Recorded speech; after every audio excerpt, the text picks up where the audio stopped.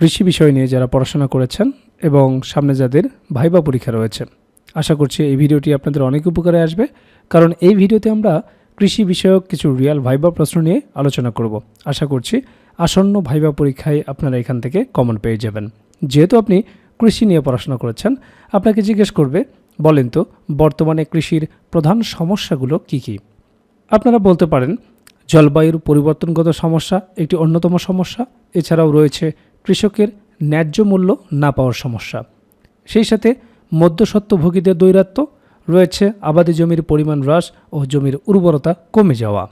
এছাড়াও বলতে পারেন অধিক পরিমাণ বালাইনাশক নির্ভরতা, এটিও বর্তমানে কৃষির অন্যতম প্রধান সমস্যা। এরপরে আপনাকে জিজ্ঞেস করবে মধ্যস্বত্বভোগীদের সমস্যা কিভাবে দূর করা যায়। এই যে পয়েন্টগুলো আপনি বললেন, সেখানে আপনি উল্লেখ করেছেন যে মধ্যস্বত্বভোগীদের দৌরাত্ম্য, তখন সেই বিষয় থেকে আপনাকে জিজ্ঞেস করবে মধ্যস্বত্বভোগীদের সমস্যা কিভাবে দূর করা যায়। তো আপনি বলতে পারেন এটা দুইভাবে দূর করা যেতে পারে। প্রথমত, স্বল্পমেয়াদী পরিকল্পনা হিসেবে অস্থায়ী কৃষকদের বাজার প্রতিস্থাপনের মাধ্যমে কৃষকদের ভোক্তাদের কাছে সরাসরি পণ্য বিক্রির সুযোগ প্রদানের মাধ্যমে। এবং দ্বিতীয়টি হচ্ছে দীর্ঘমেয়াদী পরিকল্পনা। দীর্ঘমেয়াদী পরিকল্পনা হিসেবে কৃষকদের সমবায় সমিতি গড়ে তোলা, যাতে বাজারে তাদের অবস্থান সুদৃঢ় হয়। এতে করে কৃষক ন্যায্য মূল্য পাবে, মধ্যস্বত্বভোগীদের দৌরাত্ম্য কমবে এবং বাজারে স্থিতিশীল অবস্থা বিরাজ করবে। এরপরে আপনাকে জিজ্ঞেস করবে অ্যাগ্রোনমিক ক্রপ কাকে বলে। খুবই গুরুত্বপূর্ণ একটি প্রশ্ন। আপনারা জানেন যে সকল খাদ্যশস্য প্রচুর পরিমাণে জন্মায় এবং যে সকল খাদ্যশস্য সারা বিশ্বের খাদ্য উৎপাদন বা চাহিদার মূল ভিত্তি, সেই সকল খাদ্যশস্যকে বলা হয় অ্যাগ্রোনমিক ক্রপ। তারপরে আপনাকে জিজ্ঞেস করবে আমাদের খাদ্য তালিকায় সবচেয়ে গুরুত্বপূর্ণ অ্যাগ্রোনমিক ক্রপের নাম বলেন।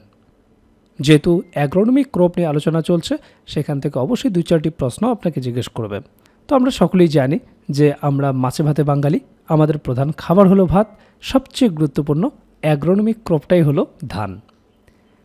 এরপরে আপনাকে জিজ্ঞেস করবে আচ্ছা আপনারা বলেন যে কৃষিতে উৎপাদন বেড়েছে, কৃষিতে যদি উৎপাদন বাড়ে তাহলে জিডিপিতে উৎপাদন বাড়ছে না কেন?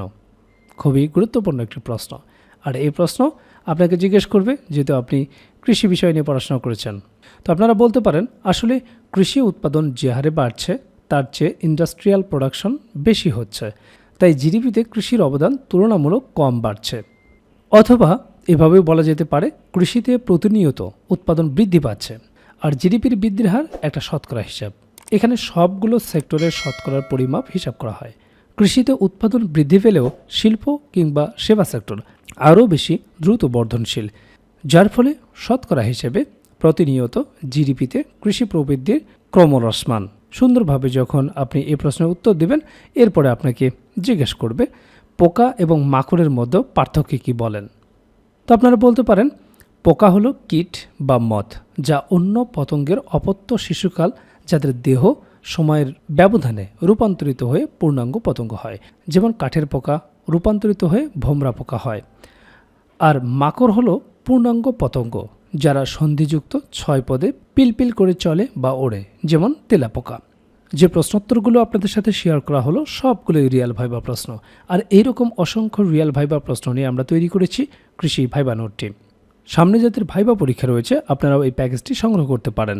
কৃষি ভাইবা প্যাকেজের সাথে থাকছে আপনার বিষয়ভিত্তিক ভাইবা নোট, আপনার জেলা সম্পর্কিত ভাইবা নোট এবং মুক্তিযুদ্ধ থেকে শুরু করে বর্তমান সমসাময়িক সরকার পর্যন্ত যাবতীয় বিষয় নিয়ে একটি ভাইবা নোট। আর এই প্যাকেজটি সংগ্রহ করার জন্য স্ক্রিনে দেওয়া হোয়াটসঅ্যাপ নাম্বারে দ্রুত যোগাযোগ করুন।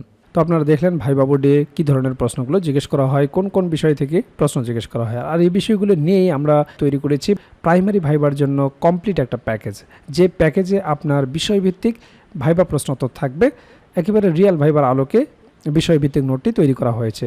এছাড়াও আপনারা জানেন যে ডিপার্টমেন্টে আপনি ভাইবা দিতে যাবেন, সেই ডিপার্টমেন্ট সম্পর্কে অবশ্যই আপনাকে প্রশ্ন জিজ্ঞেস করতে পারে। তো সেই বিষয় সম্পর্কে একটা ভাইবা নোট থাকবে, প্রাইমারি সম্পর্কিত একটা ভাইবা নোট থাকবে। প্রাইমারি ভাইবাই অবশ্যই আপনাকে অনুবাদ জিজ্ঞেস করবে, অনুবাদের উপর একটা ভাইবা নোট থাকবে, যেগুলো প্র্যাকটিস করে গেলেই যথেষ্ট। এরপর আপনার নিজ জেলা সম্পর্কে অবশ্যই আপনাকে 2-1টি প্রশ্ন জিজ্ঞেস করতে পারে। আপনার জেলা কেন বিখ্যাত, আপনার জেলা দর্শনীয় স্থান কি, আপনার জেলার নামকরণ ইতিহাস কি, বিখ্যাত খাবার কি, ভাষা ও সংস্কৃতি সম্পর্কে জিজ্ঞেস করতে পারে, মুক্তিযুদ্ধে কী অবদান রেখেছিল, নানাবিধ গুরুত্বপূর্ণ প্রশ্ন থেকে আপনাকে 2-4টি প্রশ্ন জিজ্ঞেস করতে পারে। তো সে সম্পর্কিত আপনার জেলার ওপর সুন্দর একটা সাজানো গোছানো নোট থাকবে। এছাড়াও 1947 থেকে শুরু করে বর্তমান সমসাময়িক পর্যন্ত গুরুত্বপূর্ণ বিষয়ের উপর যে সমস্ত প্রশ্নগুলো আপনাকে জিজ্ঞেস করতে পারে সেই বিষয়গুলো নিয়ে সুন্দরভাবে সাজানো গোছানো একটা সাধারণ জ্ঞান ভাইবা নোট থাকবে। এছাড়াও আপনারা জানেন যে প্রাইমারি ভাইবা বোর্ডে বাংলা ব্যাকরণ এবং সাহিত্য অংশ থেকে বেসিক কিছু প্রশ্ন জিজ্ঞেস করে থাকে, সে বিষয়ে একটি ভাইবা নোট থাকবে।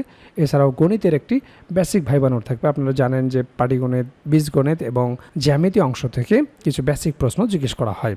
যেহেতু আপনি প্রাইমারির শিক্ষকতা করবেন, একেবারে বেসিক জিনিসগুলো যদি আপনি না বলতে পারেন তাহলে চাকরি পাওয়াটা আপনার জন্য দুষ্কর হয়ে যাবে।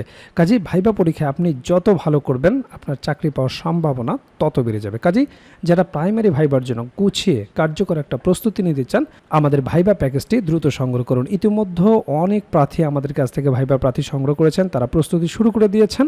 এখনও যারা প্রস্তুতি গুছিয়ে নিতে পারেন না, স্ক্রিনে দেওয়া হোয়াটসঅ্যাপ নাম্বারে যোগাযোগ করে আমাদের কাছ থেকে প্রাইমারির এই ভাইবা প্যাকেজটি সংগ্রহ করতে পারেন। প্যাকেজটি আপনারা দুইভাবে নিতে পারবেন, আপনারা হার্ড কপি নিতে পারবেন কুরিয়ারের মাধ্যমে, এছাড়াও পিডিএফ প্যাকেজ আপনারা নিতে পারবেন। কাজেই দেরি না করে দ্রুত স্ক্রিনে দেওয়া হোয়াটসঅ্যাপ নাম্বারে যোগাযোগ করে প্যাকেজটি সংগ্রহ করুন।